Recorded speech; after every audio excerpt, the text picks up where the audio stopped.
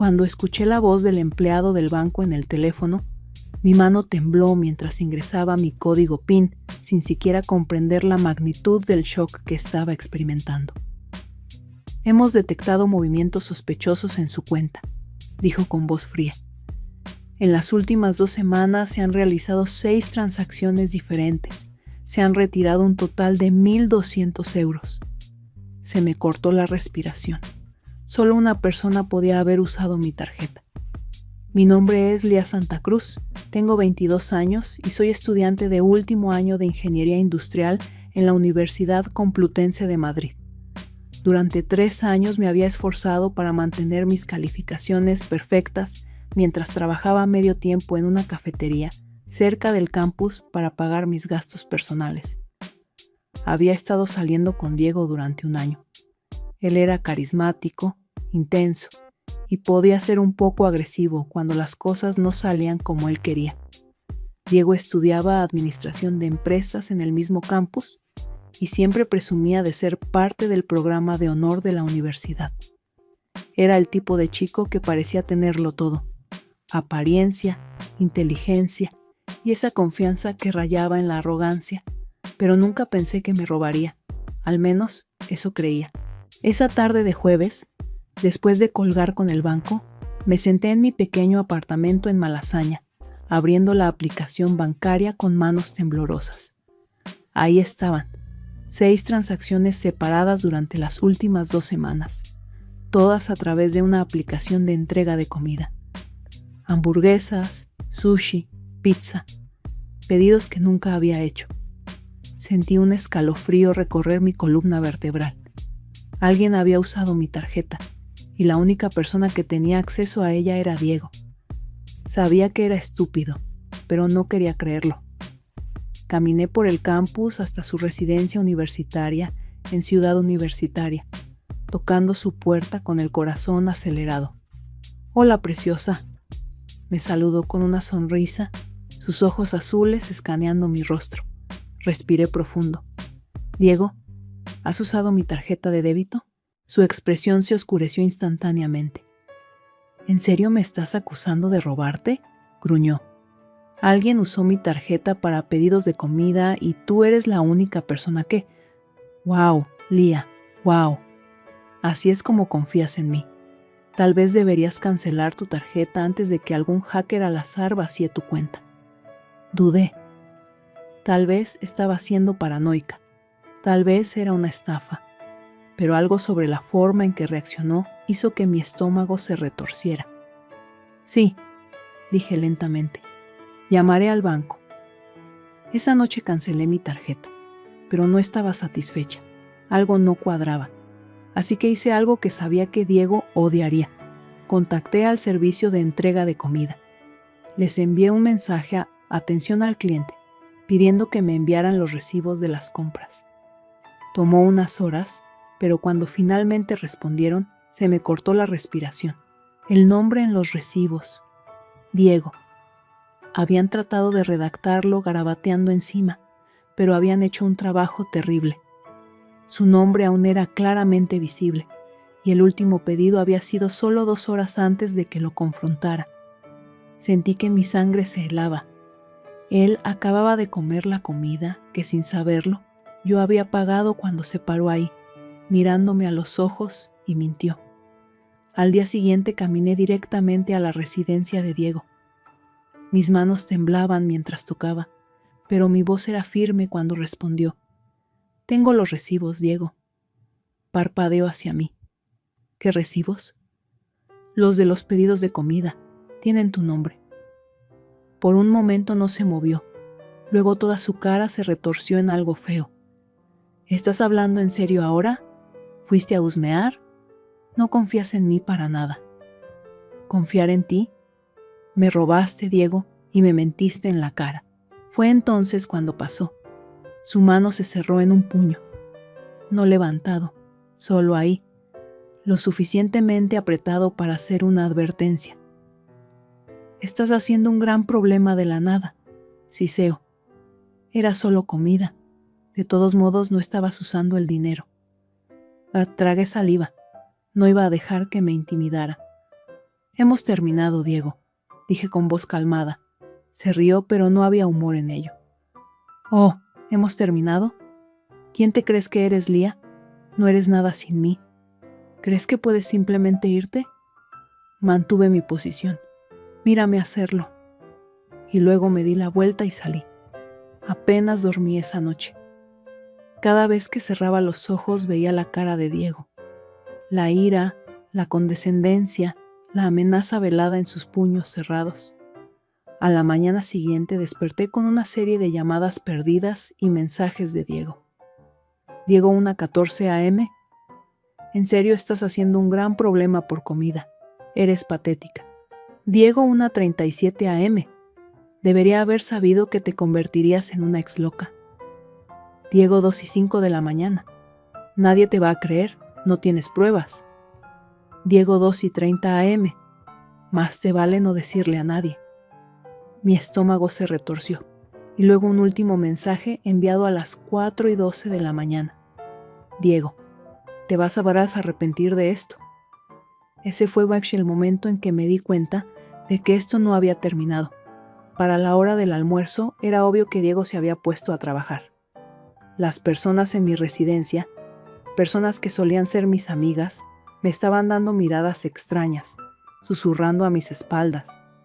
Mi compañera de cuarto, Carmen, fue quien finalmente me lo dijo. Lía, necesitas ver esto. Deslizó su teléfono por la mesa. Estaba abierto en la historia de Snapchat de Diego. El pie de foto. La exnovia loca está tratando de arruinar mi vida. Y la imagen, una captura de pantalla borrosa de una conversación de texto falsa donde supuestamente le estaba rogando que volviera conmigo. ¿Hablas en serio?, murmuré, mi cara ardiendo. Esa no es ni siquiera la peor parte, dijo Carmen sombríamente. Diego había estado diciéndole a la gente que yo le había robado dinero. Por eso todos estaban susurrando. Por eso la gente me estaba mirando. Estaba volteando la historia y algunas personas que no me conocían lo suficientemente bien le estaban creyendo.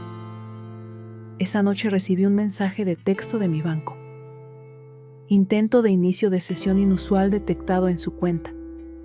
Mi estómago se desplomó. Abrí mi aplicación bancaria y vi mi saldo de ahorros, o lo que quedaba de él. Diego había vaciado mi cuenta. Miré la pantalla de mi teléfono, todo mi cuerpo entumecido. Saldo de la cuenta, 14,82 euros. Mis ahorros se habían ido. Todo. Por un momento pensé que estaba viendo cosas. Tal vez esto era un error. Tal vez la aplicación no se estaba actualizando correctamente. Pero no, ahí estaba, claro como el día. Una serie de transferencias no autorizadas que nunca hice. Y entonces me di cuenta. Diego, me sentía enferma. Ya me había robado una vez, mintió en mi cara, me humilló con sus estúpidos mensajes de texto falsos e historias.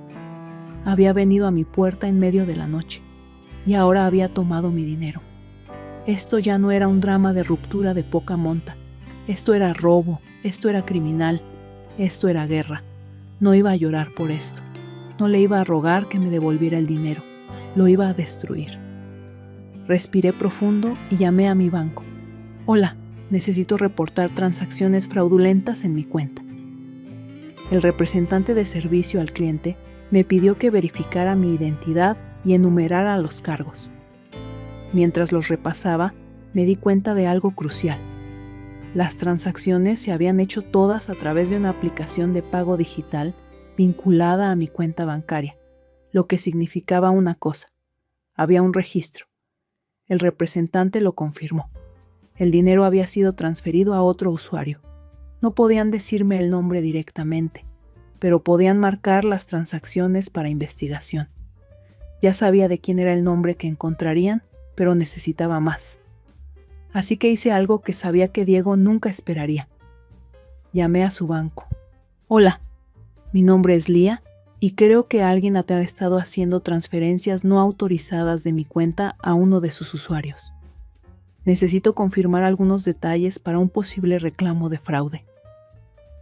Tomó un poco de persuasión, pero finalmente obtuve exactamente lo que necesitaba, la cuenta receptora. el nombre completo de Diego. Él fue descuidado, fue estúpido, y ahora tenía pruebas.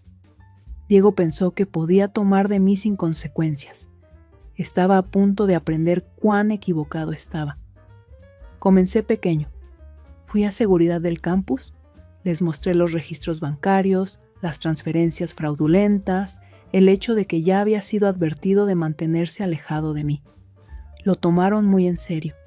Al final de la reunión, Diego estaba oficialmente prohibido en mi edificio de residencia y en todas las viviendas estudiantiles. Si volvía a poner un pie cerca de mí, sería reportado a la policía. Eso fue satisfactorio, pero no fue suficiente. Necesitaba algo más grande. Diego no era solo algún desertor al azar. Tenía una cosa en su vida que realmente le importaba, su posición académica. Estaba en un programa de honor competitivo, uno que requería un récord impecable. Y adivina qué, robar dinero y romper las reglas universitarias no eran exactamente acciones honorables. Así que presenté un reporte de mala conducta oficial con la universidad. Incluí las transacciones fraudulentas, prueba bancaria adjunta, la queja de seguridad de mi residencia porque me había acosado, los mensajes falsos que había difundido sobre mí, capturas de pantalla adjuntas. No estaba segura de lo que haría la universidad, pero tenía la sensación de que no se lo tomarían a la ligera. Y tenía razón. 2 días después, el nombre de Diego fue arrastrado por el lodo. Sus profesores fueron notificados del caso de mala conducta, su beca bajo revisión. Y la mejor parte, no tenía idea de que yo estaba detrás de esto, hasta que lo vi perder la compostura en medio del campus. Estaba caminando a clase cuando escuché gritos. ¿Qué quiere decir que estoy en libertad condicional? Doblé la esquina y vi a Diego parado afuera de la oficina académica, con la cara roja, agitando las manos como un maníaco.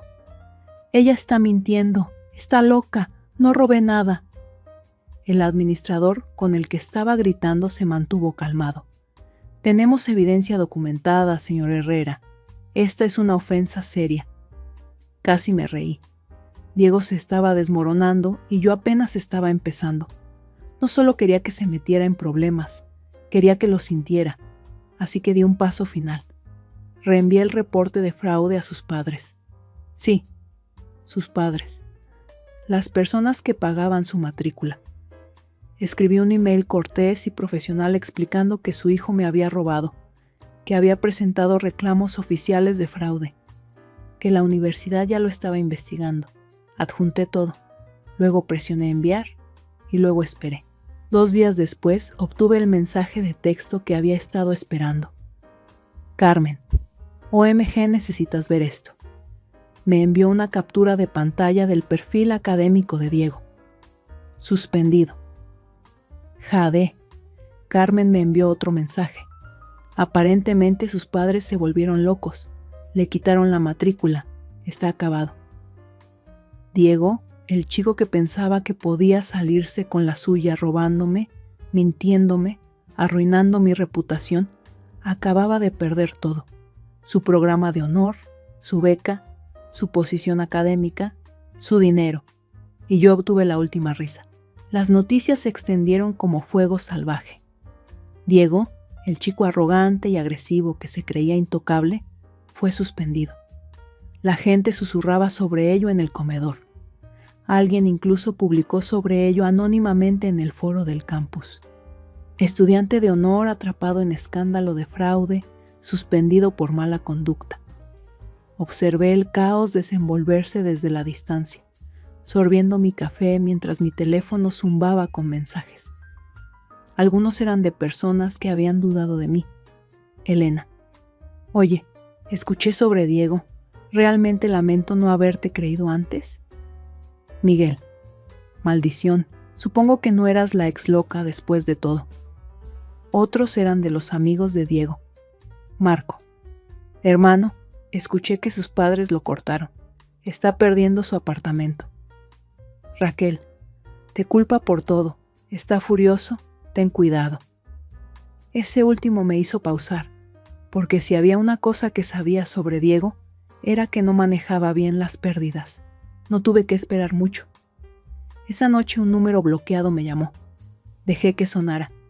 Luego vino el mensaje de texto. Desconocido. ¿Crees que esto es divertido? Arruinaste mi vida. Vas a pagar por esto. Exhalé lentamente, mis dedos apretándose alrededor de mi teléfono. Se estaba desmoronando y eso lo hacía peligroso. No estaba asustada, no exactamente, pero no era estúpida tampoco. Así que hice lo que debería haber hecho hace mucho tiempo. Fui a la policía. La seguridad del campus ya había marcado el nombre de Diego debido a sus advertencias previas, así que cuando les mostré las nuevas amenazas, se lo tomaron muy en serio. Ha estado acosándola durante semanas, dijo el oficial frunciendo el ceño mientras leía los mensajes. Ahora está haciendo amenazas, eso es escalada. Asentí. Sabía que estaba escalando. Podemos ayudarla a solicitar una orden de restricción, continuó el oficial. Esto legalmente le impedirá contactarla. Si lo hace, podemos arrestarlo. Firmé los papeles ese día. Diego no solo estaba prohibido del campus ahora, estaba prohibido de acercarse a mí en cualquier lugar. Y si lo intentaba, no solo sería suspendido, estaría en la cárcel. No supe de él por 2 días. Luego, tarde una noche, recibí una llamada de Marco. Lía, necesitas revisar el foro del campus ahora mismo. Lo abrí y ahí estaba. Diego había perdido la compostura. Había publicado una diatriba masiva, páginas de largo, culpándome por todo. Ella es una mentirosa, una manipuladora, arruinó mi vida por nada. Es una psicópata que no pudo manejar el rechazo. No hice nada malo. Y luego la peor parte. Sé dónde vive. Se me cortó la respiración. Lo leí de nuevo. Sé dónde vive. Un escalofrío frío recorrió mi columna vertebral. Inmediatamente tomé captura de pantalla de todo y se lo envié a la policía. Para la mañana siguiente, la publicación de Diego fue eliminada y también su email estudiantil. Se había ido para siempre.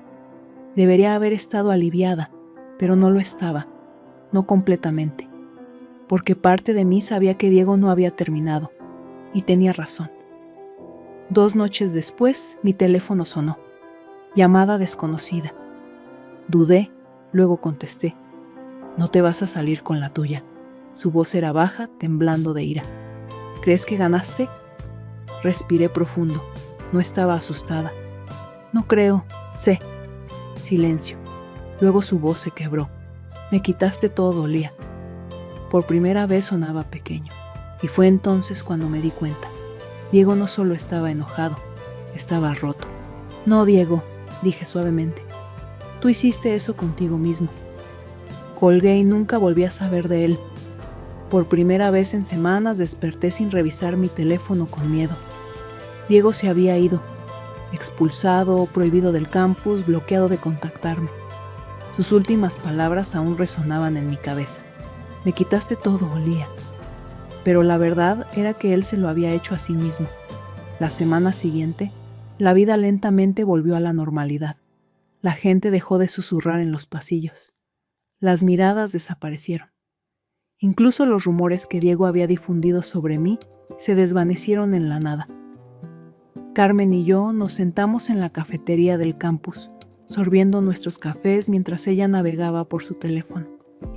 Parece que Diego eliminó todas sus redes sociales, dijo. No más diatribas vagas sobre ti. Suspiré aliviada. Bien. Entonces, ahora que tu exloco está oficialmente fuera de tu vida, ¿qué sigue? Esa era una buena pregunta. Durante tanto tiempo había estado en modo defensivo, reaccionando a sus ataques, protegiéndome, luchando, pero ahora era libre.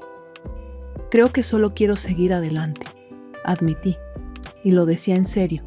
La venganza no se trataba de destruir a Diego, se trataba de recuperar mi vida. Y ahora, finalmente, la tenía.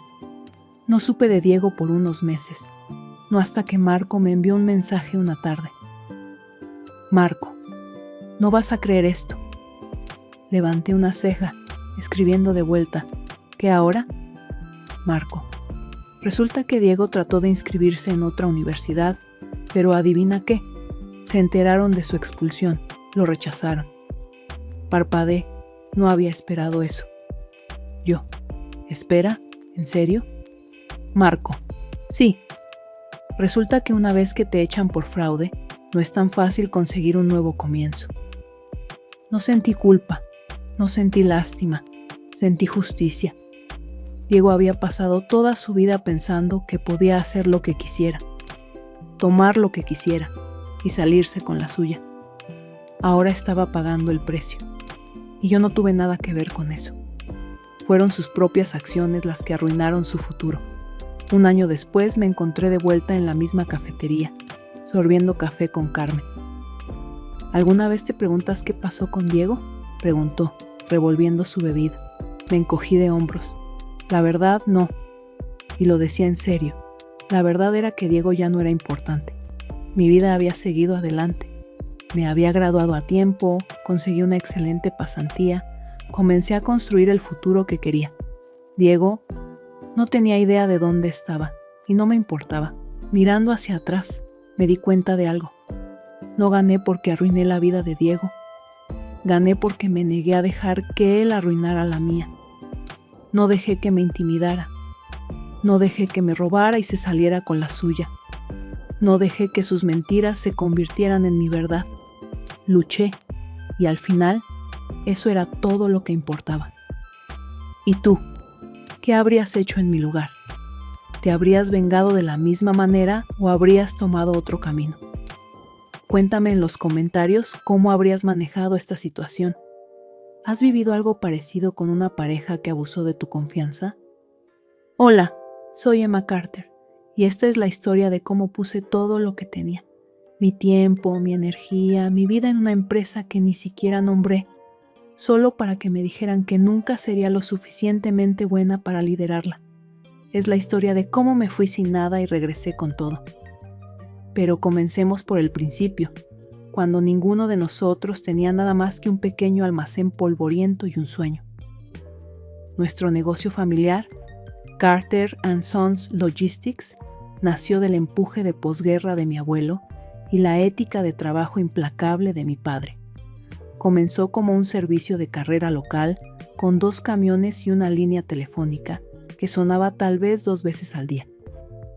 Para cuando estaba en la preparatoria, había crecido hasta convertirse en una pequeña pero estable empresa de logística que servía a clientes regionales, principalmente almacenes y pequeños minoristas.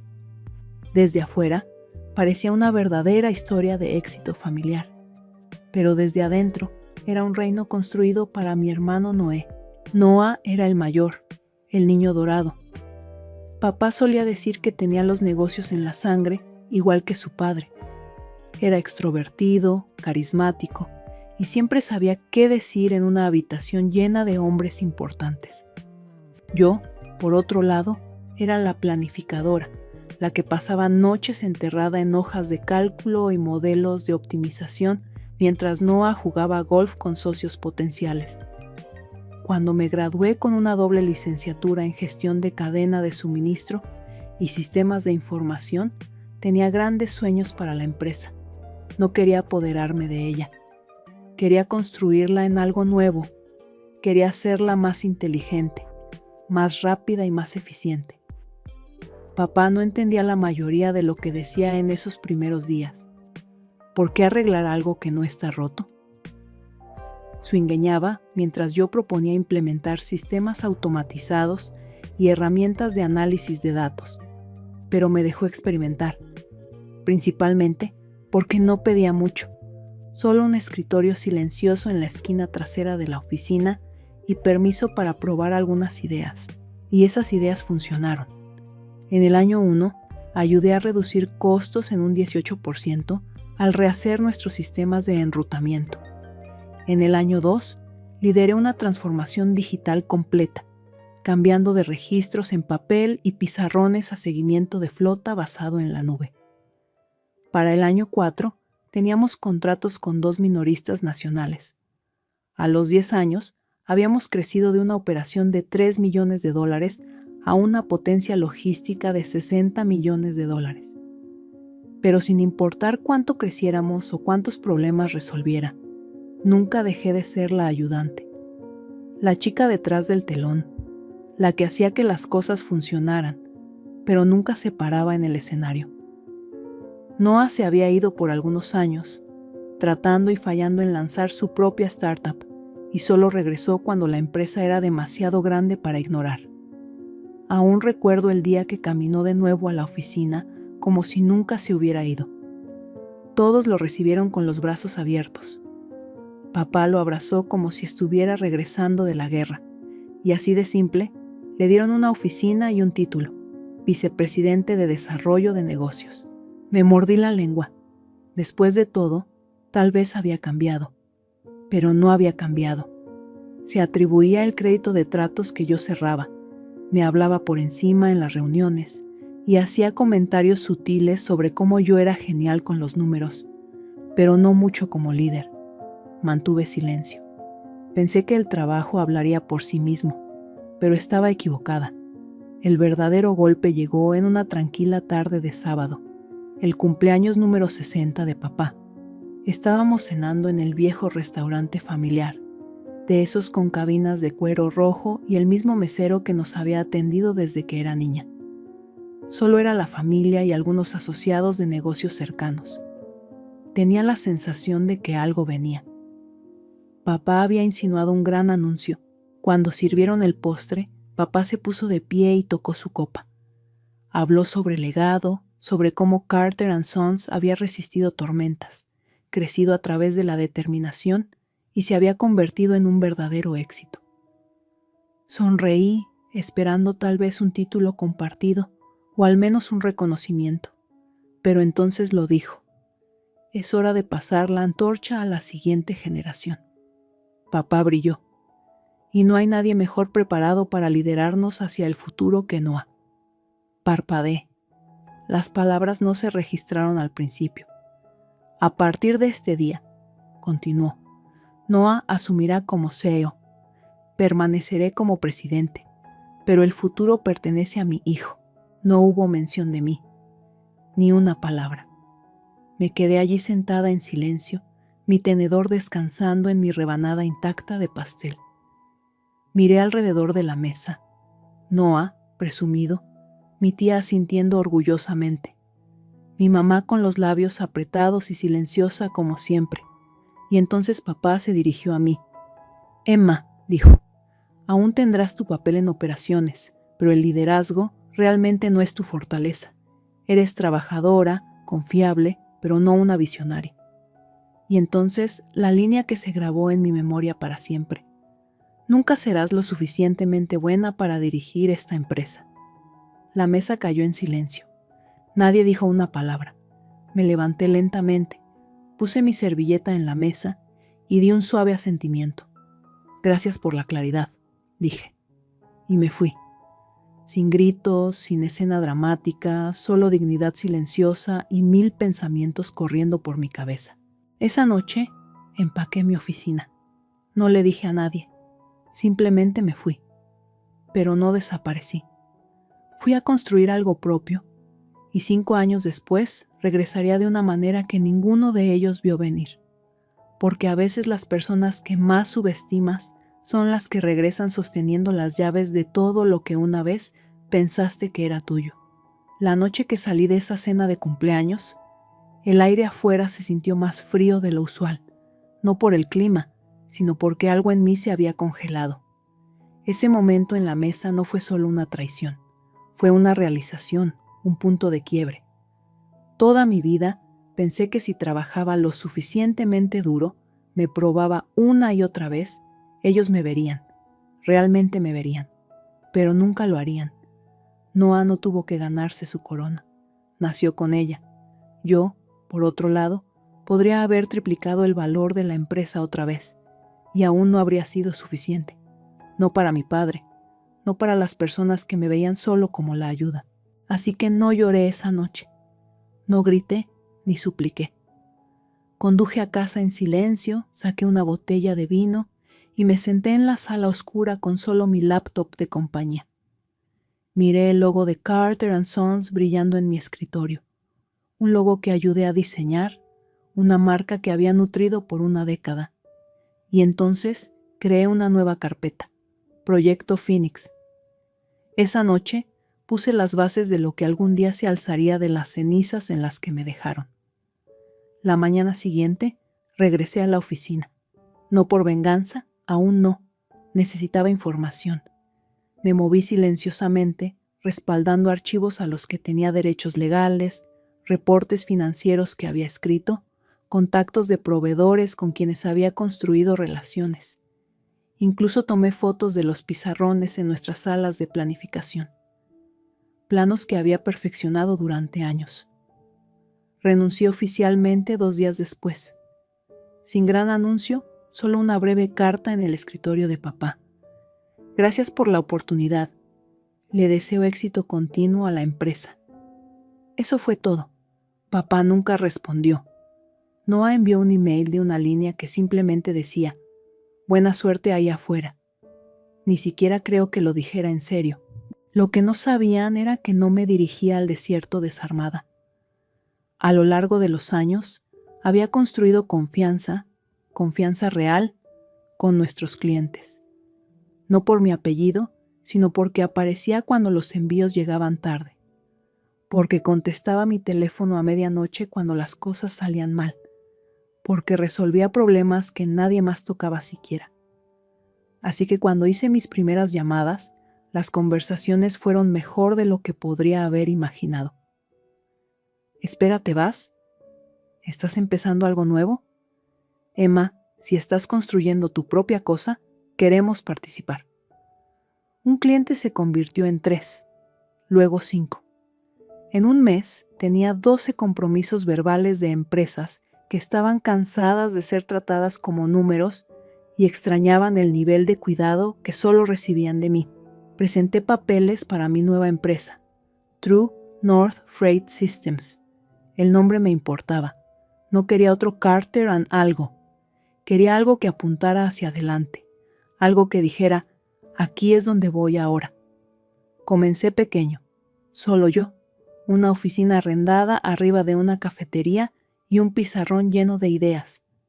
Ya no tenía el nombre Carter detrás de mí. No tenía un equipo. Tampoco tenía dinero. Pero tenía algo más poderoso, una reputación. Cambié mis ahorros por efectivo, vendí mi auto, obtuve un préstamo para pequeños negocios. Me asocié con un desarrollador de software con el que había trabajado en el pasado y comencé a construir mi propia plataforma logística, algo más inteligente, más adaptativo, construido sobre todo lo que había aprendido en Carter & Sons, pero que nunca pude implementar completamente allí, porque papá pensaba que era demasiado complicado. Los primeros 6 meses fueron brutales. Trabajé días de 16 horas, tomé cada reunión, hice llamadas en frío a proveedores, presenté en salas llenas de hombres escépticos que pensaban que me desmoronaría sin un nombre familiar en el que apoyarme. Pero cada vez que alguien me miraba como si no perteneciera, solo me alimentaba más. No pareces alguien que dirige una empresa de carga, dijo un ejecutivo con una sonrisa condescendiente. Qué gracioso, respondí, porque construí una. Para el final del año 1 habíamos alcanzado el punto de equilibrio. Para el final del año 2 éramos rentables. Año 3 conseguimos un contrato con una marca nacional de comercio electrónico que Noah una vez trató y falló en conquistar. No se trataba de venganza, aún no, realmente no. Se trataba de probarme algo a mí misma, que podía hacerlo sin su aprobación, sin el legado Carter. Pero la cosa es que el éxito tiene una manera de atraer atención, y en algún momento del año 4, mi pequeña empresa silenciosa comenzó a aparecer en el radar de la industria. La gente notó qué tan rápido estábamos creciendo. Cuántos de nuestros clientes habían sido una vez leales a Carter & Sons, y eventualmente también lo hizo Noé. Ahí fue cuando recibí la primera llamada telefónica. Oye, Emma, dijo en ese tono demasiado casual que conocía muy bien. He estado escuchando mucho sobre tu empresa. Felicidades por el crecimiento. Hice una pausa. Gracias, Noah. No esperaba escuchar de ti. Sí, bueno, papá y yo estábamos pensando. Tal vez es hora de que nos reconectemos. Tomemos un café alguna vez. Sonreí. No porque los extrañara, sino porque me di cuenta de algo. Podían ver la tormenta venir y no tenían idea de cómo detenerla. No necesitaba café, necesitaba paciencia, porque estaba a punto de hacer algo más grande que solo tener éxito. Iba a enseñarles cómo se siente ser subestimado. Para cuando Noah me llamó, habían pasado 4 años desde esa cena de cumpleaños. 4 años desde que me fui de Carter & Sons sin nada más que mi conocimiento, mis contactos y el peso de que me dijeran que nunca sería lo suficientemente buena. Pero ahora tenía algo con lo que no habían contado: impulso. True North se estaba convirtiendo en un competidor serio. No solo estábamos sobreviviendo, estábamos superando el rendimiento. Los clientes elogiaban nuestra velocidad, nuestra transparencia y nuestro sistema de seguimiento de vanguardia. Incluso, la forma en que tratábamos a nuestros conductores estaba siendo elogiada en blogs de la industria. Lo que lo hacía todo más dulce era saber que no tenía ni un centavo del dinero de Carter & Sons en mi bolsillo. Cada dólar que ganamos fue construido desde cero. Esa llamada de Noah no era solo curiosidad, era miedo disfrazado de interés amistoso. Hemos estado pensando en expandirnos al oeste, dijo, tratando de sonar despreocupado. Podría ser una oportunidad para colaboración. No mordí el anzuelo. Ya estamos ahí, respondí calmadamente. Pero gracias por la oferta. Oh, tartamudeó. Bueno, bien por ti.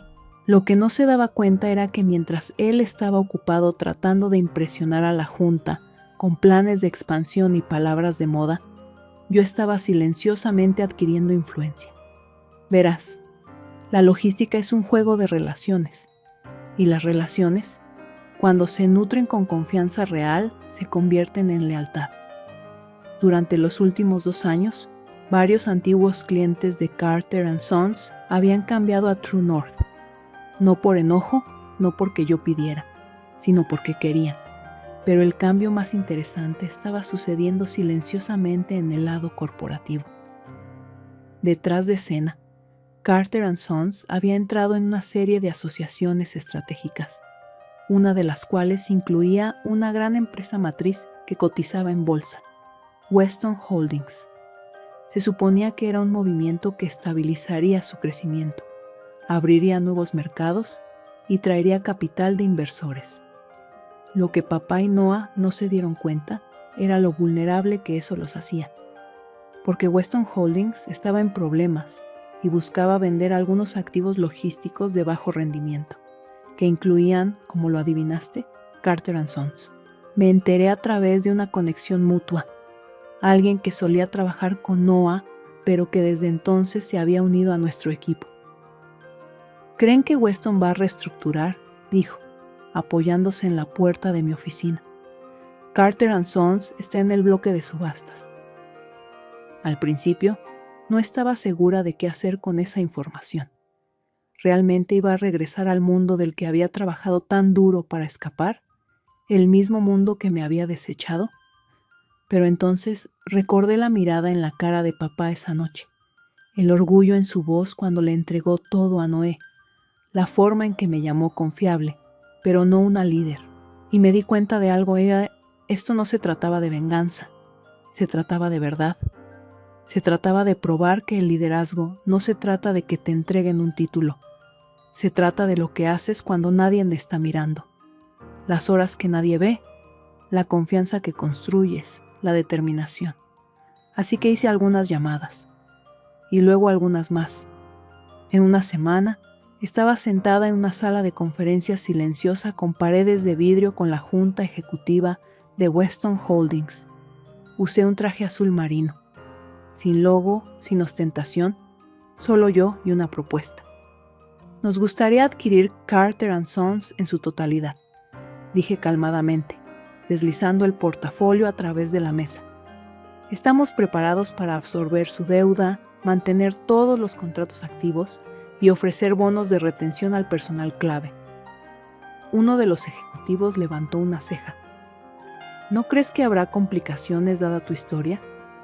Por el contrario, respondí, una pequeña sonrisa jugando en mis labios. Creo que mi historia es exactamente por qué esto funcionará.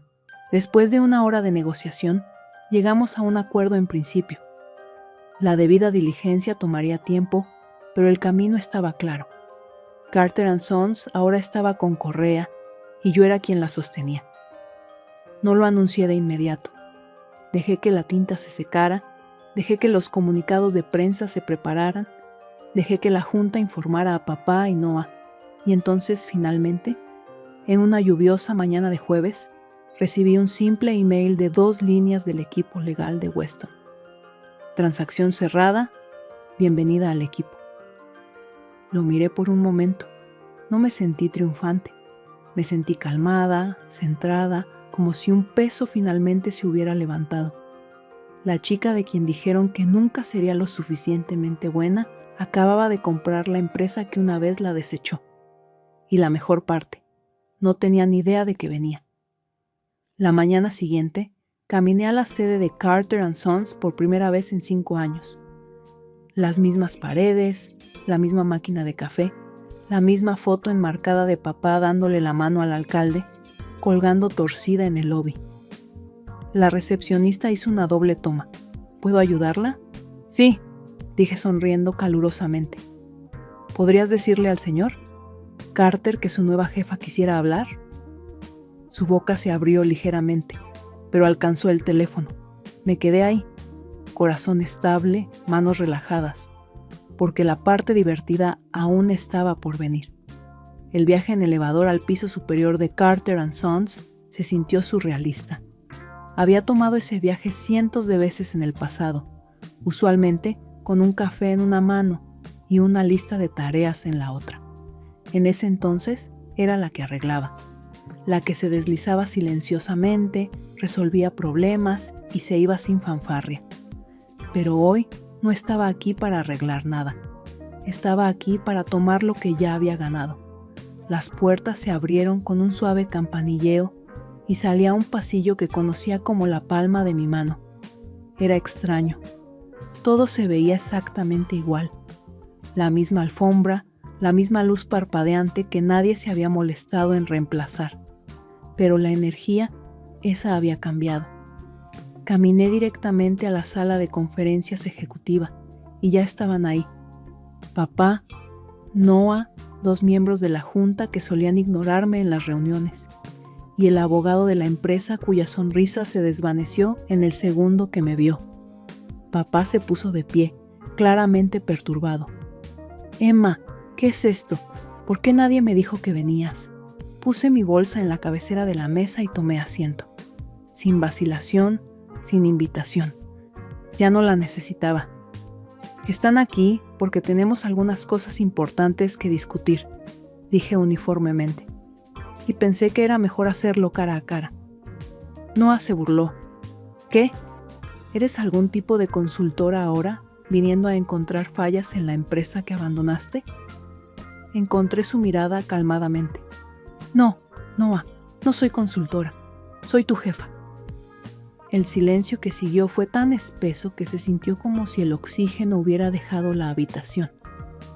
La cara de papá se puso pálida. ¿De qué estás hablando? Me recliné en mi silla y deslicé un documento a través de la mesa. El acuerdo de adquisición. Firmado, sellado, irrefutable. Weston Holdings vendió sus activos logísticos, incluyendo Carter & Sons. La compra se finalizó ayer.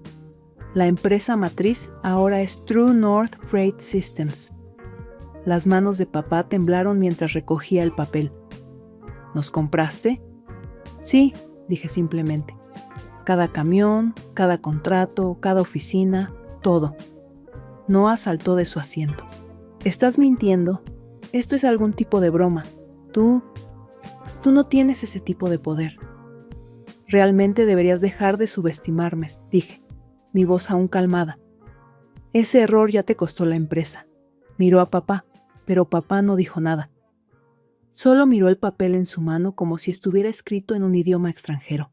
Hace 5 años, continué, me dijiste que nunca sería lo suficientemente buena para dirigir esta empresa, así que me fui.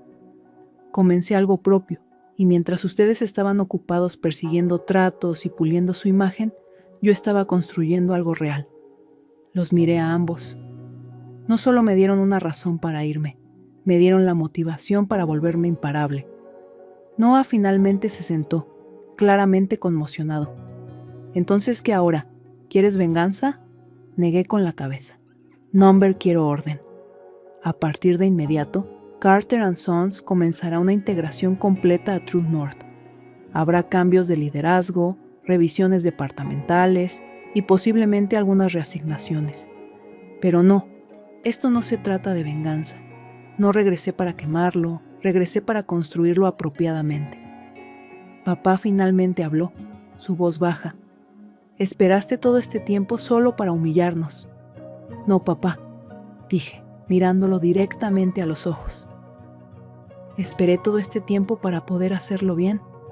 Me enseñaste a ser paciente, a pensar antes de actuar. Solo que no te diste cuenta de que esa lección algún día regresaría a ti. Se reclinó en su silla, sin palabras, tal vez por primera vez en su vida. Entonces me dirigí a Noah. Estarás reportándome a mí de ahora en adelante, y si eso es un problema, ahí está la puerta. Su mandíbula se tensó. ¿Crees que eres mejor que yo ahora? No, dije suavemente. Siempre lo fui. Solo que no podías verlo a través del lente de tu propio sentido de derecho. Ahí estaba, la verdad hablada en voz alta en la misma habitación donde una vez había sido silenciada, minimizada, pasada por alto. Y ahora yo tenía la palabra. Después de la reunión, caminé por los pasillos de la empresa que una vez ayudé a crecer, desde hojas de cálculo y noches sin dormir. Los empleados se asomaban desde las oficinas, ojos abiertos. Algunos susurraban, otros solo miraban, congelados en silenciosa incredulidad. Me detuve en mi antigua oficina, la que habían limpiado para Noah cuando regresó. Aún tenía la misma silla de cuero gastada, la misma vista del horizonte de la ciudad. No me sentí amargada, me sentí lista para liderar, lista para sanar, lista para mostrarles a todos cómo se veía el verdadero liderazgo. Porque lo que habían tratado de quitarme no era solo un trabajo o un título, era mi identidad, y ahora la estaba reclamando en mis términos. La chica callada que solía quedarse tarde arreglando software de enrutamiento, ahora tenía las llaves de todo el edificio. Y esto era solo el comienzo. Tomar el control de Carter & Sons no fue la victoria que parecía desde afuera. Claro, hubo felicitaciones de miembros de la junta que una vez me habían ignorado, asentimientos corteses de empleados que solían pasar junto a mí sin una palabra, e incluso titulares en la prensa de la industria. Estrella emergente del transporte adquiere gigante anterior de la industria, pero dentro de las paredes de esa oficina, la atmósfera era tensa. La gente no solo estaba sorprendida, creo que algunos tenían miedo de lo que haría ahora que tenía poder, miedo de que me convirtiera en una versión de Noé, impulsada por el ego, vengativa, mezquina. No me conocían, no realmente. Así que en mi primer día oficial como CEO, no di un discurso dramático. No cambié el nombre en la puerta ni despedí a nadie en el acto. En su lugar, envié un email a toda la empresa. Una línea. Encuéntrenme en el almacén a las 8:30 de la mañana. Sin sillas, sin trajes, sin filtros. Cuando entré, toda la empresa, desde conductores de camión hasta contadores hasta gerentes senior, estaba ahí esperando. Me subí a una caja de madera, respiré profundo y hablé. Sé que esta transición ha sido un shock. Sé que algunos de ustedes tienen preguntas. Sé que algunos de ustedes pueden incluso sentir lealtad hacia el liderazgo que estaba aquí antes. Y eso está bien. Pero esto es lo que quiero que sepan. No regresé para destruir este lugar. Regresé para salvarlo. La verdad es que Carter & Sons ha estado luchando. Costos inflados, sistemas ineficientes, alta rotación, oportunidades perdidas. Todos ustedes lo saben, lo han vivido, y aún así se quedaron, aparecieron, mantuvieron las ruedas girando. Eso me dice que se preocupan. De ahora en adelante, esta empresa se construirá sobre 3 cosas: innovación, integridad y respeto. Recuperaremos la confianza de nuestros clientes, no con eslóganes, sino con resultados. Y si están dispuestos a trabajar, a adaptarse y a creer en lo que es posible, entonces les prometo que nos alzaremos de nuevo. Silencio al principio, luego alguien aplaudió, luego más hasta que el almacén resonó con el sonido del aplauso. No atronador, pero constante, real, y eso fue suficiente. En las semanas que siguieron, cumplí mis promesas. Lo primero que hice fue auditar cada departamento, no para castigar, sino para entender. Tuve reuniones 1 a 1 con cada líder de equipo, incluyendo el despachador del turno nocturno que había estado ahí desde mis días de pasantía. Restauré beneficios que habían sido cortados bajo el liderazgo de Noé. Reescribí el sistema de bonos para conductores para recompensar consistencia, no solo volumen, y reabrí el laboratorio de innovación que había propuesto años atrás, que papá había cerrado, llamándolo un desperdicio de dinero. Una tarde, mientras revisaba registros de presupuestos antiguos, encontré una nota que había escrito en los márgenes de una propuesta: si me dieran la oportunidad, podría triplicar nuestra eficiencia en 18 meses. Sonreí porque ahora no necesitaba permiso. Noah, mientras tanto, luchaba. Había aceptado el papel de reportar de mala gana, esperando capear la tormenta hasta que pudiera maniobrar su camino de regreso arriba. Pero el poder construido sobre ego colapsa rápidamente cuando la base cambia. El personal dejó de correr hacia él por respuestas. Los clientes comenzaron a pedirme por nombre. Los proveedores que una vez toleraron sus demandas ahora enviaban mensajes como: «Qué bueno ver a Emma de vuelta. Haznos saber cómo podemos apoyar la nueva dirección». Y papá no vino a la oficina las primeras 2 semanas. Cuando finalmente lo hizo, apenas hizo contacto visual. Se veía mayor, más pequeño, como un hombre que había visto todo lo que construyó cambiar de manos de la noche a la mañana, y no podía admitir que era su propia culpa. Hablamos solo brevemente. «Has cambiado», dijo una tarde, parado en el umbral de mi oficina. «Ne», respondí, «solo que nunca viste quién era realmente». Miró al suelo, luego de vuelta a mí. «Siempre fuiste buena en el trabajo, solo que no pensé que tuvieras el estómago para el liderazgo». «Tal vez», dije, «estabas confundiendo silencio con debilidad o gracia con pasividad». No respondió, solo asintió lentamente y se fue. Y esa fue la última conversación real que tuvimos. Un mes después, firmé un trato que trajo al cliente más grande que la empresa había tenido jamás, algo que Noah había perseguido por años. El contrato vino con un compromiso de 5 años y un aumento proyectado de ingresos de $22 millones anuales. En la ceremonia de firma, el CEO del cliente me estrechó la mano y dijo: «Hemos seguido tu carrera por un tiempo, Emma. Nos gusta la forma en que lideras.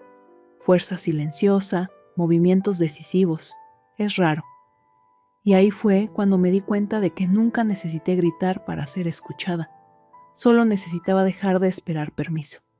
Lo que mi padre y hermano nunca entendieron es que el verdadero poder no viene de un título o un nombre en la puerta. Viene de saber quién eres y mantenerte fiel a eso incluso cuando nadie más ve tu valor. Porque los que ignoran, los que etiquetan como no lo suficientemente buenos, somos los que aparecemos temprano, que trabajamos tarde, que recordamos cada grieta en los cimientos porque los construimos ladrillo por ladrillo. Y cuando llega el momento, somos los que lo reconstruimos mejor. 1 año pasó, luego 2. Bajo mi liderazgo, Carter & Sons no solo fue reparada, fue reinventada. Reestructuramos operaciones, implementamos enrutamiento predictivo con IA, nos expandimos al transporte internacional y lanzamos una iniciativa de logística verde que redujo emisiones y nos ganó 3 premios importantes de sostenibilidad.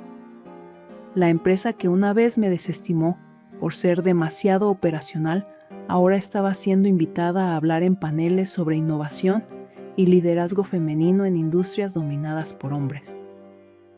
Pero el éxito no fue la parte más ruidosa de mi regreso. El silencio lo fue. No desfilé por la oficina agitando mi título. No restregué nada. No necesitaba hacerlo porque las personas que solían pasarme por alto ahora me buscaban para dirección. Me respetaban no porque lo demandara, sino porque me lo había ganado. Y en cuanto a Noah, duró otros 9 meses antes de renunciar.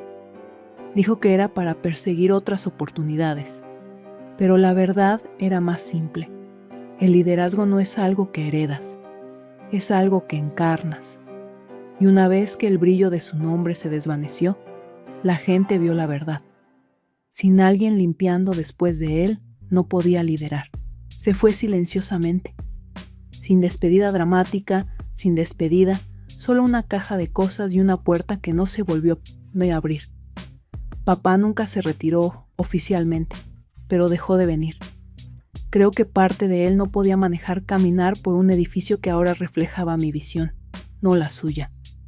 Hablamos ocasionalmente, principalmente en feriados.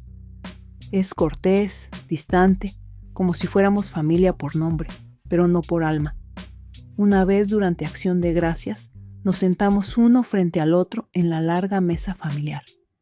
El ruido de cubiertos y risas suaves llenando los espacios entre nuestras palabras. Finalmente, se inclinó y dijo: «No pensé que lo tenías en ti, pero me demostraste que estaba equivocado». No respondí, porque no hice esto para probarle nada a él. Lo hice para reclamar la parte de mí misma que había sido enterrada bajo años de ser desestimada, pasada por alto y subestimada. True North, la empresa que había comenzado arriba de una cafetería, aún existía, más fuerte que nunca. Había instalado un COO de confianza para manejar las operaciones diarias y continuaba creciendo junto a Carter & Sons. Pero ahora no eran competidores, eran aliados bajo la misma visión, un imperio compartido, y yo estaba al timón. La semana pasada me paré en el escenario de una cumbre de logística como la oradora principal. Cientos de personas en la audiencia, el telón de fondo detrás de mí. El futuro es femenino, innovando en una industria cambiante. Gracioso, ¿no? Hace 5 años ni siquiera podía conseguir un asiento en la mesa de la junta directiva. Ahora me pedían que enseñara a otros cómo liderar. Mientras hablaba, no les conté las partes llamativas. No presumí sobre adquisiciones o ingresos. Les dije la verdad. Me dijeron que no era lo suficientemente buena, que no tenía visión, que era demasiado callada, demasiado cautelosa, demasiado técnica, y tal vez era todas esas cosas. Pero los callados vemos todo. Recordamos, y cuando nos alzamos, no solo tomamos poder, lo transformamos. El liderazgo no se trata de ser la voz más fuerte en la habitación. Se trata de escuchar, entender, construir algo que no pueda ser quitado porque está arraigado en propósito. El aplauso que siguió no fue solo por el discurso, fue por cada mujer, cada persona que alguna vez había sido dicha que no era suficiente. Y entonces llegó el momento que se sintió como un círculo completo. Una mujer se me acercó después del discurso, finales de los 30, ojos agudos, sonrisa nerviosa. «Estoy en el medio de una transición de negocio familiar», dijo silenciosamente. «Se lo están dando a mi hermano.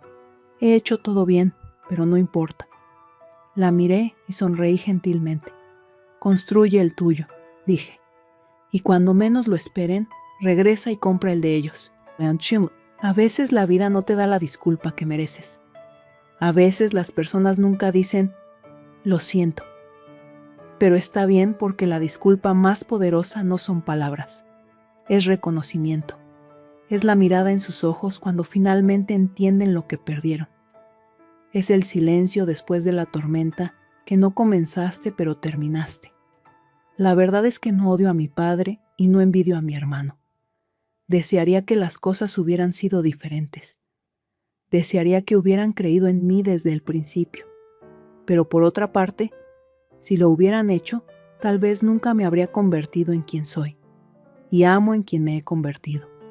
Una constructora, una líder, una mujer que tomó lo que estaba destinado a romperla y lo usó como combustible para alzarse.